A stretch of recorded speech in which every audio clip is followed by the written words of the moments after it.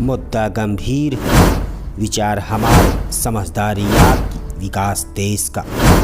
घर में नहीं है दाने, अम्मा चली भुनाने। इस प्राचीन लोकोक्ति का आशय तो आप समझ ही गए होंगे।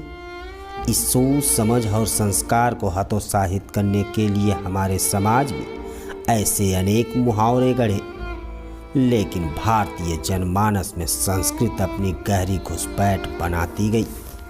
क्या नेता, क्या आम आदमी, मुक्त के लेन देन का यह गठजोड़ तो हमारी संस्कृति का अहम अंग बन गया है। चाहे वह आपके परिवार में तय हुए नए रिश्ते हो या सरकार से मिली नौकरी ही क्यों न हो, बिना अच्छी खासी पूंजी के कुछ भी संभव नहीं है। अब यह संस्कृत दुनिया के सबसे बड़े लोकतंत्र की जड़ों को दीमक की तरह खोखला बना रही है। अगर आधुनिक घूस को ही इसका पर्यायवाची माने तो इसके दोषियों का दायरा बहुत व्यापक होता जा रहा है। इसी व्यापकता का फायदा अब हमारे राजनेता धड़ल्ले से उठा रहे हैं। उत्तर प्रदेश, पंजाब, उत्तराखंड, गोवा और मणिपुर राज्य में विधानसभा चुनाव की तारीखें तय हो चुकी हैं। सियासी सरगर्मियां बढ़ गई हैं। मुक्तखोरी की राजनीति शुरू हो गई है।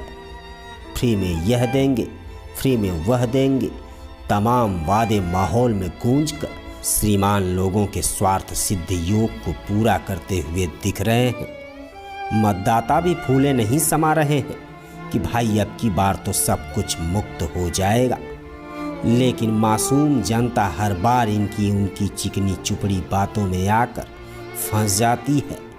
क्या करे, मासूम जनता के पास कोई अन्य विकल्प भी तो नहीं बचता है। जनता सोचती है कि हम जिसे चुनेंगे वह हमारे प्रति कुछ तो संवेदना दिखाएगा, लेकिन होता उल्टा ही है।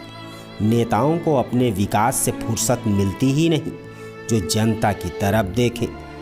चुनाव में वह जमीन पर तो दिखते हैं, लेकिन चुनाव जीतते ही उनके पैर गरीबों की तरफ बढ़ते ही नहीं।